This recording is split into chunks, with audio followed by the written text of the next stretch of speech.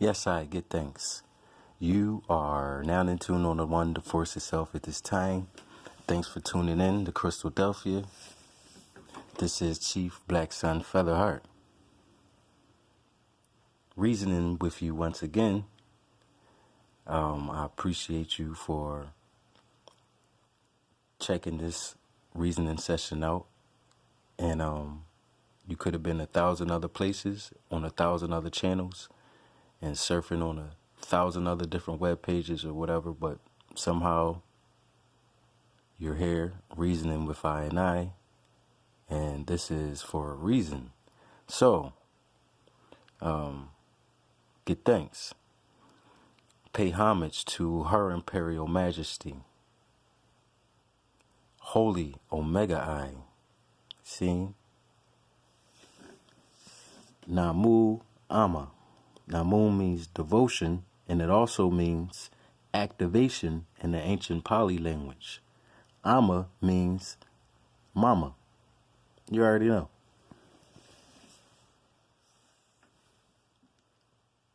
Higher self activation. I know the flame's a little low on this. I might have put a little bit too much fairy dust in that thing. It's cool. Anyway. On this candle, I inscribed divine insight and wisdom. See? It might be a little hard to see, but divine insight and wisdom. You know, blue being that Mercury in color, and the color for communication and third eye activation. So I utilized the blue candles, as I reasoned with you guys before, to help I tap a little bit more into the frequency of the divine and communicate a little bit on a higher level.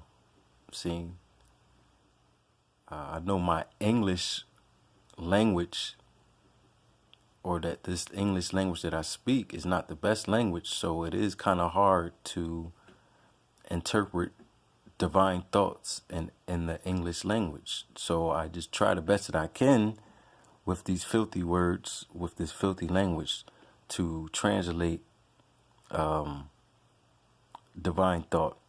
Anyway, so today we're going to reason a little bit deeper. We're going to dig a little bit deeper into a couple other subject matters that I may have reasoned with you guys before. And I always say, listen, we're going to get back to that. So I'm getting back to a couple things that I've said in previous reasoning sessions. So, first and most foremost, I hope you go back and check Rastafari Setting the Record Straight from the introduction all the way through the other levels. See, so you might hear me speak a lot about so-called Gnosticism and the ancient Gnostics within some of my reasoning sessions. So today, I'm going to reason with you guys based upon a question someone asked me, but I'm going to keep that between me and that individual. So I'm just going to reason a little bit with you guys about what they call the demiurge scene and why Gnostics, black and white, were assassinated at a certain time period. So, villages were burnt down in Europe and in Africa. One thing that I always question about so-called Gnosticism was, why did they burn a lot of white people at the stake? A lot of white people were burnt at the stake and tortured and totally assassinated for their belief system. And coming from the red, black, and green energy, I kind of question, well, why are they, what are these white people talking about that is actually a threat to the Roman Empire and these other white folks? Why are these Caucasians assassinating other Caucasians? Because everybody know about, what's been done to us as indigenous people, but I kind of thought it was weird that they were assassinating their own European brothers and sisters. So today we're going to reason on the demiurge for a second and the creation of the demiurge according to Gnostic teachings. Now, remember, there are different sets and denominations, as they would call it, of Gnosticism or so-called Gnosticism. I don't like to use any word with ism at the end of it. You already know. But if you do hear me use this word, I always say so-called before it. But I say that word so that people can identify with that which I'm talking about. Because some people might need the ism in order to identify. Anyway, so before I get into that, know that Gnosis is the origins of Gnostic teaching. Gnosis means to know, a knowing. Seeing, not a believing. So, Gnostic thought or Gnosis has always existed. Seeing, now, Gnostic ideology and Gnostic teachings and Gnostic science originated in Ethiopia. Seeing, some priests from Kemet under what's his name, Akhenaten. Now Akhenaten was originally from Ethiopia, and he brought his cosmology from Ethiopia with him. Seen, but it was some of his priests who started this whole Abrahamic and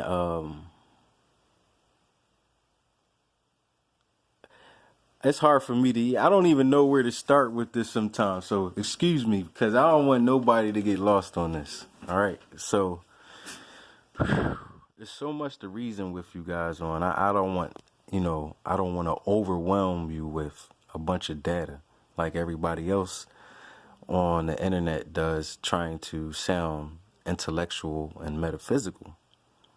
But to sum a long story up, so-called Gnosticism originated in Ethiopia from Akhenaten priest, and so did Christianity,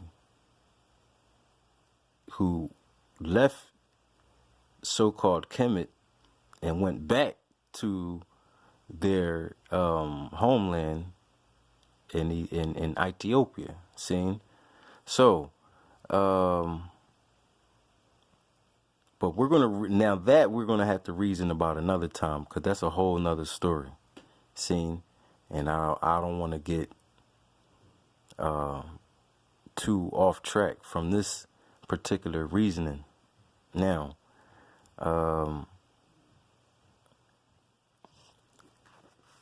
there were black and European Gnostics, and there were also what you call Moorish or Gnostics who were Moors.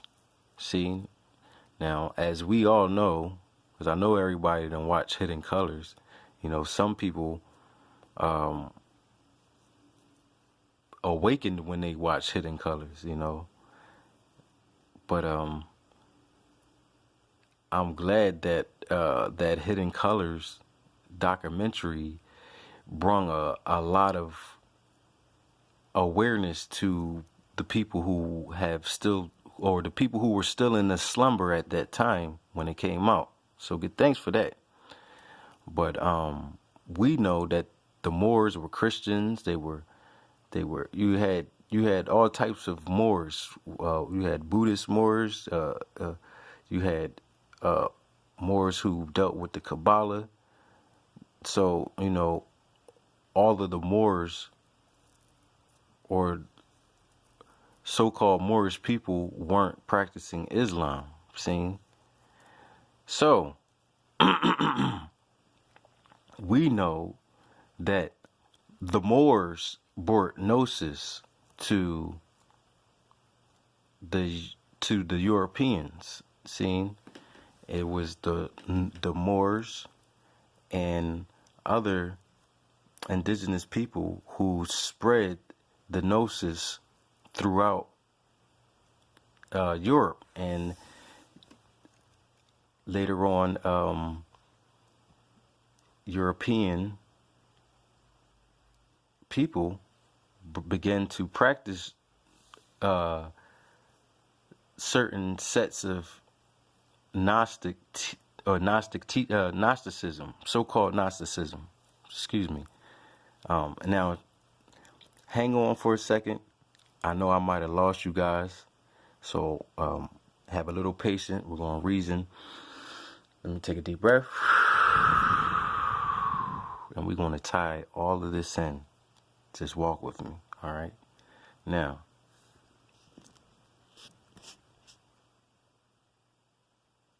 the demiurge in Gnostic teachings is ego-driven devil, seen, and this devil or this ego-driven god or this demigod is the god that is responsible for the creation of this lower abyss, or this lower realm, or this physical realm of matter, this dense realm. Seeing we are in third density.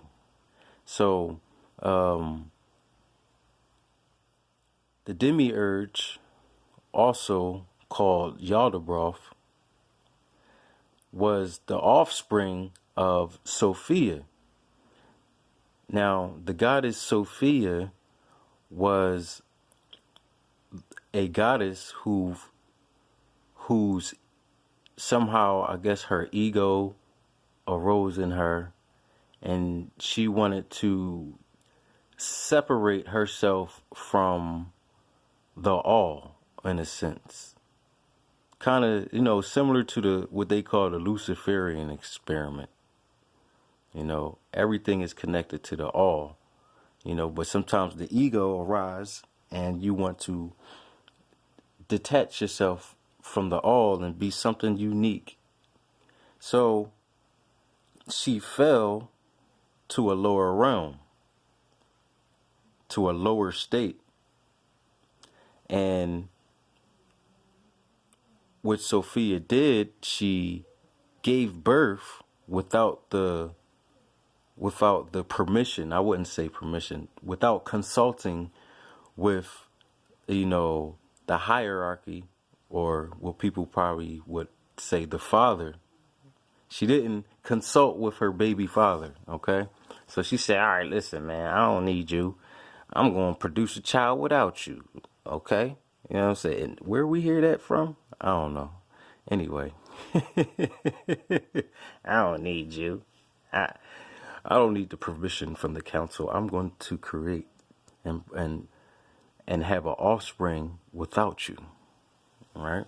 So she went on and she gave birth, and from herself, she self-procreated a being called Yaldabaoth. But since she didn't go about it the way that the hierarchy would go about doing it. Now, how that is, I do not know. With the process of how the hierarchy is supposed to do it, I don't know. I'm just telling you, I'm giving you the story in an urban metropolitan way, okay? That's why I put the whole baby mama scenario in there, so you can grasp the story of Sophia and her arrogance. But she was the god of wisdom. She is wisdom. Don't get it wrong, but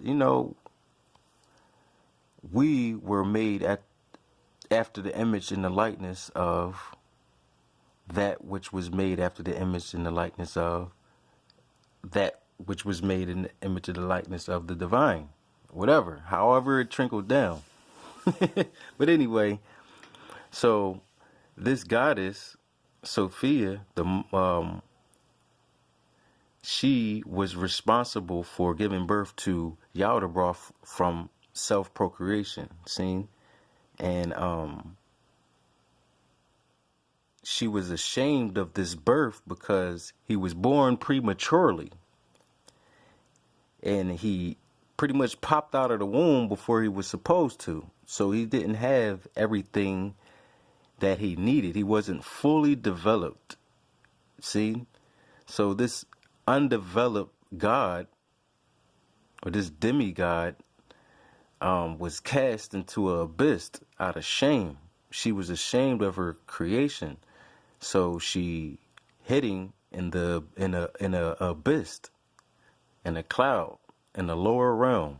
Now, remind you, she already fell down in the realm. So she casted her son down into even a lower density. So Yaldabaoth, not aware of, what came before him, his ego was to create a realm, or to create a paradigm where,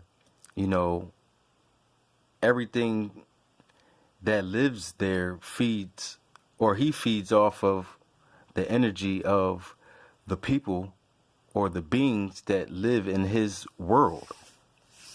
Now, hear me out. Reason with me for this one, or on this one. All right.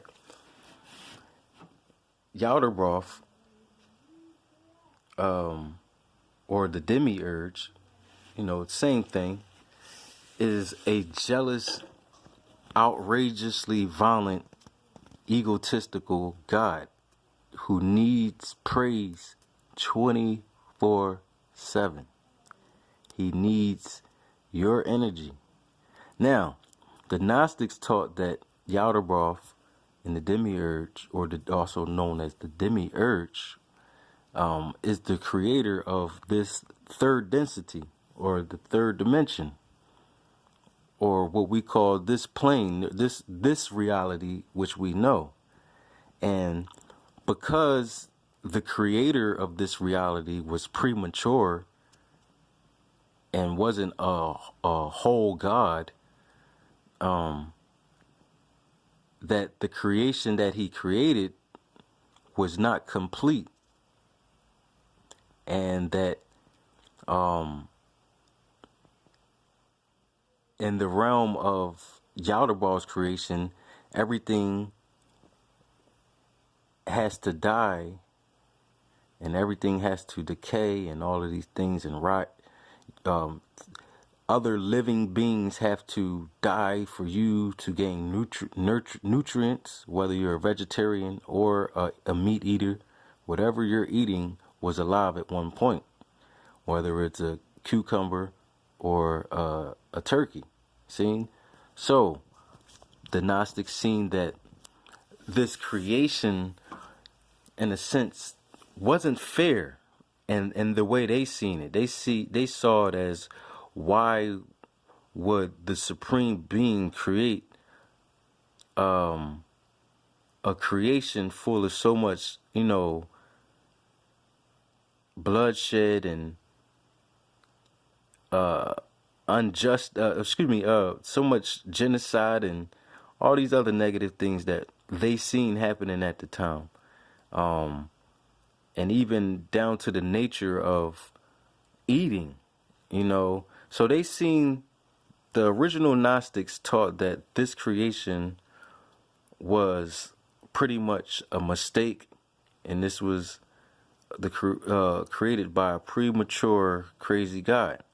They also taught that the God in the Abrahamic religions, Yahweh or Jehovah, was the demiurge, and that the whole job of the demiurge was to become God and fool the world and deceive the world into making them believe that the demiurge is actually the Most High.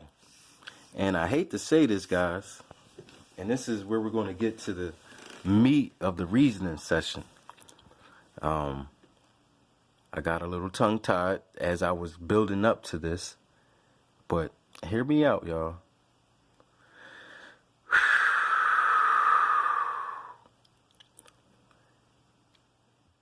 The demiurge is a jealous God. They always speak about the God of the Abrahamic religions as a jealous God. Seen? The Most High, Supreme Being does not have an ego that has things like jealousy attached to it. Seen? Jealousy is a lower vibrational energy. The Most High is on a higher vibration. That's why they would call it the Most High, right? You know what I mean? It's a higher vibration, higher dimension, higher whatever. See? So how can you credit the Most High for having a lower vibrational energy or emotion such as jealousy? See? Jealousy is more like some man type of energy. See? Now, remember I stated that Sophia gave birth to Yaldabaoth, who was a preemie or a premature god, because she didn't want to consult with her baby daddy, slash the hierarchy, or whatever you want to call it, because we can get it to many different names. It's just different, and we can break this down in many different degrees, so you come up with your own perception on this one. See? But now, these Gnostic teachings were a threat to the Roman Catholic Empire. It was also a threat to the Islamic Empire and all of the other empires that were founded from deception and that carried the energy of the demiurge. Seen? Now,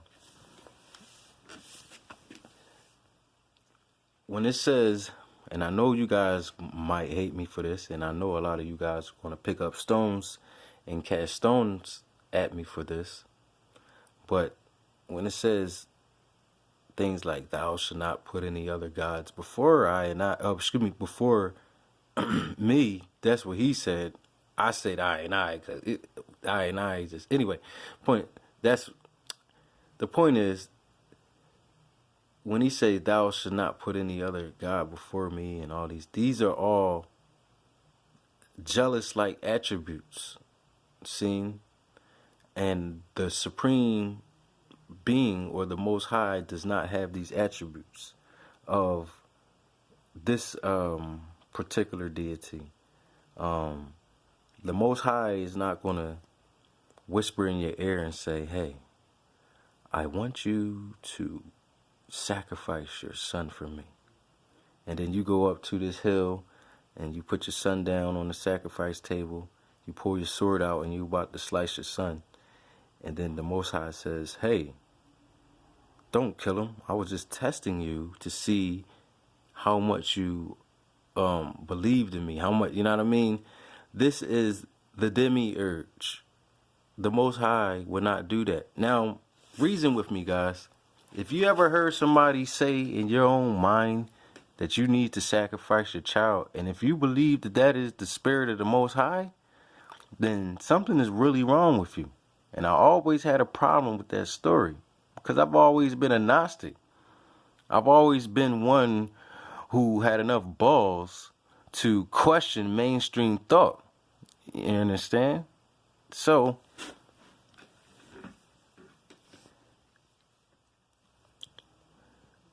the ancient Gnostics were assassinated by the hands of the Roman Catholics, black and white, because their teachings were a threat to their religious establishments.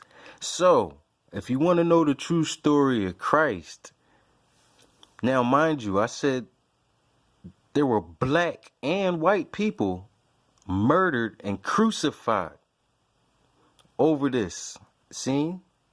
Now, mind you, don't take my passion for anger. I'm not getting hype on you guys, excuse me. But you have to really understand that they burnt people at the stake. So the crucifixion story of one individual was the story of thousands of individuals being crucified by the Romans. When you truly understand this gnosis, you will have questions yourself. See, and I'm not here to answer all of those questions. I'm here for you to start asking questions. I'm not here to drop a bunch of science on you. I'm not here to get deep and philosophical and extra metaphysical and quantum physical.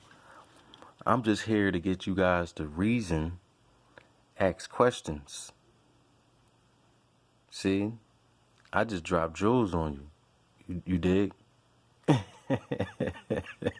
Now, really, check this. The Gnostics, like I said 1,000 times, were murdered and assassinated and burnt at the stake. They were crucified by the Roman Catholics because they were a threat to the Roman Catholic establishment. Even their own European brothers and sisters.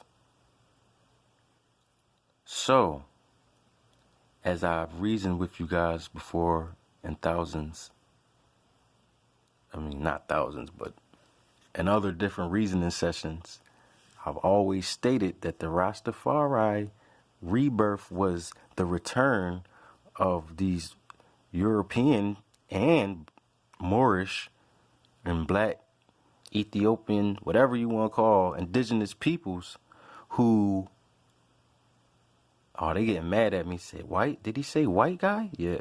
Yep. Even the European Gnostics were crucified right along with the black ones. So your Christ is black and white. Because I'm talking about thousands of people with many different shades and many different colors were crucified by the hands of what they call the synagogue of Satan. That's why Yahoshuwa said, woe to those who claim to be Jews, but they're not, because they belong to the synagogue of Satan. They belong to the synagogue of the demiurge. And they've been deceiving you because they all credit Jesus or Yahoshuwa for being a Gnostic. And one of the biggest Gnostics, one who had enough balls to stand up and say something and go against he said, is it not written that my house should be a house of worship, but you made it a den of thieves? So when you listen to what Yahoshuwa was talking about, he was actually speaking against religion, and they turned around and made a religion out of him and put the same demiurge on energy on to the same person who was a Gnostic that was going against the teachings of the demiurge. See? It gets deep, y'all. Yes, these Gnostic teachings or this Gnosis, it don't start in Ethiopia. We always had Gnosis. See? Gnosis means to know. See? But a lot of customs and a lot of teachings went underground in Ethiopia to preserve them from the hands of the oppressor. And that's where Christianity came from. At least the Ethiopian Christianity. They had to preserve the Gnosis, so they created Christianity to preserve the Gnosis and so that they would not be persecuted by the hands of the oppressor, for the intruder, or the I wouldn't say the oppressor, the intruder. That's what I meant to say. I said intruder. I'm all tongue-tied today, but that's because I'm excited. See, that's why I sparked that blue candle. Calm me down a little bit. Get me a little bit, less fiery about certain subject matters so that I can tune in on the one, the force itself. You already know. So, I might have stumbled across a couple words through my mumbling, but throughout the midst of it, I hope that you grasp those words, because I did say it's hard to translate divine thought into this English language. So forgive me for not sounding like a college professor. But ask Rastaman if I'm trying to kick knowledge. No. But I'm trying to show you some things that you can apply. You already know. So, this reasoning session is intense for me because I have a lot of passion build up behind this subject matter. But I hope I answered that person's question. You know who you are. See? And Gnosis comes from creation. Seen, and a Gnostic is one who has enough guts to go against mainstream thought and question. We are in a time period where the Gnosis has returned. And the only thing you could do now is assassinate the world, because it's not going to be about different sets and cliques of Gnosis. You can't add an ism to Gnosis. There's no such thing as isms, y'all. Bob Marley said we fighting against the isms and schisms. You already know. So,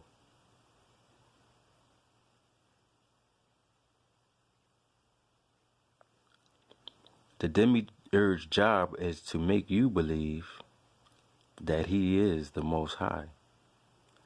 And as long as you keep giving praises and